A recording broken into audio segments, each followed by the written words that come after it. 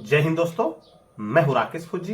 दोस्तों, CRPF tradesman की अभी एग्जाम डेट आपकी नजदीक आ चुकी है। आप लोग बेसब्री से इंतजार कर रहे हैं अपना एडमिट कार्ड आ जाए और हम एग्जाम देने के लिए जाएं, क्योंकि आप लोग अच्छे से तैयारी कर रहे हैं और बहुत टाइम हो गया आप लोगों को तैयारी करते करते। और सीआरपीएफ के अंदर बहुत अच्छे खासे पदों पे ये पोस्ट है, तो हो सकता है अगर जिसकी तैयारी अच्छी है तो उसका सिलेक्शन हो ही जाना है, क्योंकि लगभग 9,300 से भी ज्यादा पद इसके अंदर इस बार के सीआरपीएफ ने निकाले हुए हैं। तो एक भाई ने कमेंट किया था कि सर सीआरपीएफ ट्रेड्समैन के जो हमारा एग्जाम होगा, तो क्या ये हमारा एग्जाम का जैसे नॉर्मलाइजेशन होता है एसएससी जीडी के थ्रू, तो क्या सीआरपीएफ ट्रेड्समैन का भी नॉर्मलाइजेशन होगा या नहीं होगा।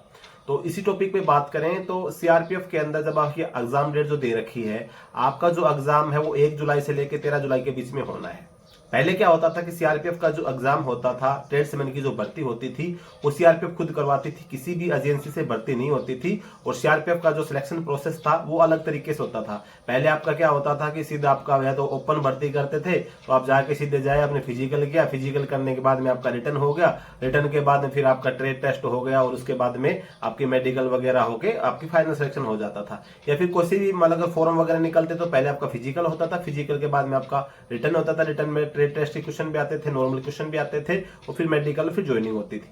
लेकिन अभी जो प्रोसेस की है इसके अंदर सीआरपीएफ ने इस बार की जो भर्ती है ये खुद न करके एजेंसी के थ्रू भर्ती करवाई गई है। और आपका जो ऑफलाइन पेपर होता था, पहले जो भर्ती होती थी उन सभी भर्ती में आपका ऑफलाइन पेपर होता था, जो ट्रेड्समैन की भर्ती सीआरपीएफ खुद करवाती थी। लेकिन अब की बार दूसरी एजेंसी से अगर एग्जाम हो रहा है तो जो आपका एग्जाम हो रहा है ये आपका ऑनलाइन मोड में हो रहा है। और आपके जो क्वेश्चन आते थे, जो सीआरपीएफ ट्रेड्समैन के ट्रेड से संबंधित क्वेश्चन आते थे, वो इस बार आपके नहीं आ रहे हैं। इस बार आपका जो 100 नंबर का क्वेश्चन पेपर होने वाला है वो जो पूरा आपका 50 का होता था उसी को डबल करके और आपके जो ट्रेड के क्वेश्चन थे वो हटा दिए गए हैं। अभी आपका जो रिटर्न एग्जाम है वो एक दिन में कंप्लीट नहीं हो रहा है। सीआरपीएफ खुद करवाती थी तो अलग अलग ग्रुप सेंटर्स के अंदर भर्ती होती थी, वहां पे हर ग्रुप सेंटर के अंदर अलग अपना एग्जाम पेपर आता था, उसका एग्जाम हो जाता था। लेकिन इस बार क्या है कि आपके जो लाखों की संख्या में बच्चे हैं, वैकेंसी अच्छी है, ऑनलाइन एग्जाम हो रहा है, तो एक ही डेट में पॉसिबल नहीं है इतने लाखों बच्चों का एग्जाम करवाना।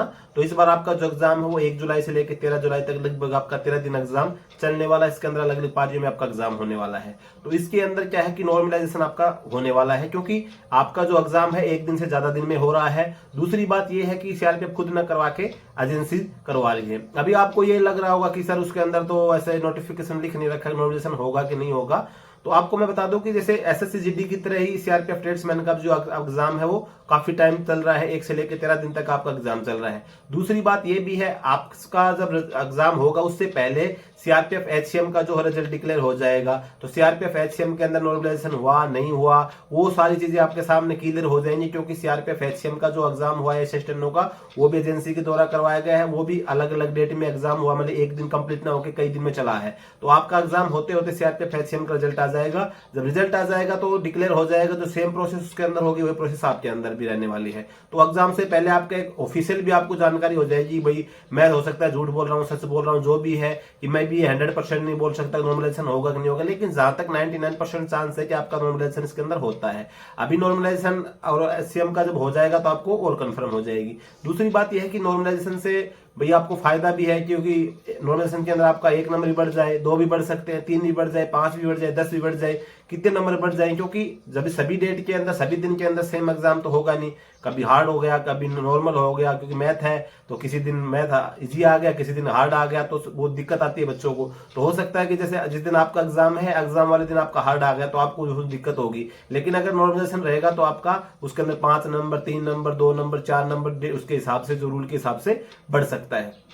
तो आप इसके नॉर्मलाइजेशन की बिल्कुल टेंशन ना लें, होगा कि नहीं होगा।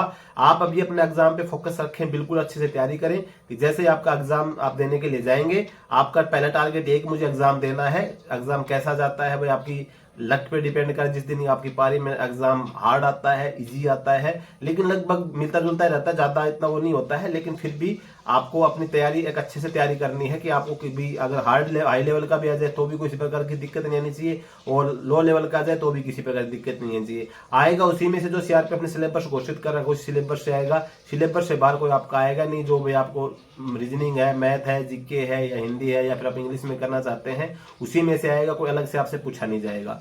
तो आपको अपनी तैयारी जितना टाइम बचा है, आपके पास ज्यादा टाइम नहीं है अभी, आपको पास में कितना टाइम बचा है, आज 18 तारीख हो गई है लगभग, तो 15 दिन आप मान के चल सकते हैं। 15 दिन के अंदर, 15 दिन भी आपके पास टाइम नहीं बचा है आपका एग्जाम होने के लिए, और या फिर हो सकता है आपका लास्ट डेट में आ जाए तो आपके पास कुछ टाइम हो सकता है। लेकिन अगर स्टार्टिंग में आपका एग्जाम हो गया, मान लो 1 जुलाई को आपका एग्जाम आ जाता है, तो आपके पास 13 दिन का टाइम सिर्फ आपके पास बचा हुआ है। तो जो टाइम आपके पास बचा इसके अंदर आप बिल्कुल अच्छे से तैयारी करें। जो तैयारी आप पहले से कर रहे हैं उसको थोड़ा सा टाइम आप बढ़ाएं, क्योंकि अभी जितना आप नजदीक जब एग्जाम आएगा उसमें अगर आप तैयारी बढ़ाएंगे तो उतना ही फिर आपको फायदा मिलेगा। क्योंकि कंपटीशन जो है वो इस एग्जाम के अंदर आपका इतना नॉर्मल रहने वाला नहीं है सीआरपीएफ ट्रेड्समैन के अंदर, क्योंकि आपको भी पता है कि लाखों की संख्या में बच्चों ने फॉर्म भरे हुए हैं। तो लाखों की संख्या में अगर फॉर्म भरे हुए हैं तो ये मान के चलो कि बच्चे भी लाखों बैठेंगे। तो अगर लाखों बच्चों के अंदर एक मतलब 9,000 के अंदर अगर आपको अपने आप को लेके आना है तो उसके लिए आपको उसी लेवल की पढ़ाई करनी पड़ेगी। ये नहीं है कि आप बस नॉर्मल अपना आधा घंटा 1 घंटा को किताब लाया खोल लिया बैठ के, नहीं होगा। आप प्रैक्टिस सेट भी लगा सकते हैं। इसके अलावा आप ऑनलाइन भी पढ़ सकते हैं। आजकल मतलब कोई मतलब ऐसे हैं जो ऑनलाइन बढ़िया बढ़िया आपको जानकारी देते हैं, पढ़ाते हैं। मैथ है आपका, रीजनिंग है, अच्छे अच्छे टॉपिक्स पे ऑनलाइन जानकारी मिलती है। आपको अच्छी बुक्स खरीद सकते हैं अगर आपके साथ में, क्योंकि अगर आपके कोई साथ के यार दोस्तों ने, परिवार में, भाई ने, बहन ने, किसी ने और ने फॉर्म भर रखा है तो उसके साथ भी बैठ के आप एक डिस्कस के थ्रू आप आपस में बैठ के ग्रुप डिस्कशन करके भी आप अपने एग्जाम की तैयारी कर सकते हैं। जैसे आपका नजदीक आ रहा है तो आपकी जो सिलेबस आपने कंप्लीट कर लिया, अभी आपको आपस में एक ग्रुप डिस्कशन करना है कि भाई ये क्वेश्चन आ जाए तो इसका कैसे सिचुएशन करनी है। इस प्रकार से मतलब अगर आप तैयारी करेंगे ना तो आप इजीली इसको पास कर पाएंगे सीआरपीएफ ट्रेड्समैन के अंदर। और इतनी ट्रेड्समैन की जो भर्ती सीआरपीएफ के अंदर आ रखी है, किसी भी फोर्स के अंदर एक साथ इतनी वैकेंसी नहीं आती है, अच्छी वैकेंसी है। और आपको ये भी पता है कि जो जब मेरिट लगेगी तो मेरिट भी आपकी स्टेट वाइज लगनी है। तो हो सकता है कि किसी स्टेट के अंदर ये मान के चलो कि जैसे सीआरपीएफ वगैरह के अंदर फॉर्म वगैरह, जैसे आप नॉर्थ ईस्ट की बात कर ले, नॉर्थ ईस्ट वगैरह के अंदर भी मेरिट वगैरह के कम जाने के चांस रहते हैं। बच्चे क्या है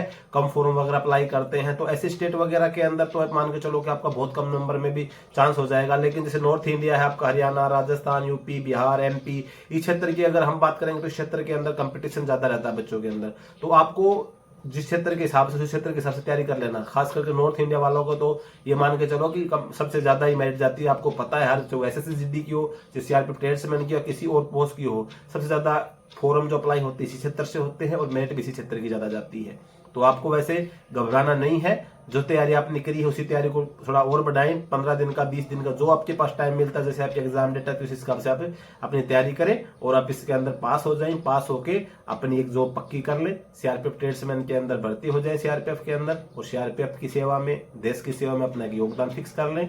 और ये फिक्स तभी होगा जब आपका एग्जाम की तैयारी आपकी अच्छी होगी। तो दोस्तों आज के वीडियो में बस यही जानकारी थी। जानकारी अगर आपको अच्छी लगी हो तो वीडियो को लाइक जरूर कर लेना। चैनल पे पहली बार आए हैं सब्सक्राइब जरूर कर लेना, क्योंकि आने वाले टाइम में आपको इसी प्रकार की इन्फॉर्मेटिव जानकारी इस वीडियो के माध्यम से इस चैनल के ऊपर मिलती रहती है। जय हिंद।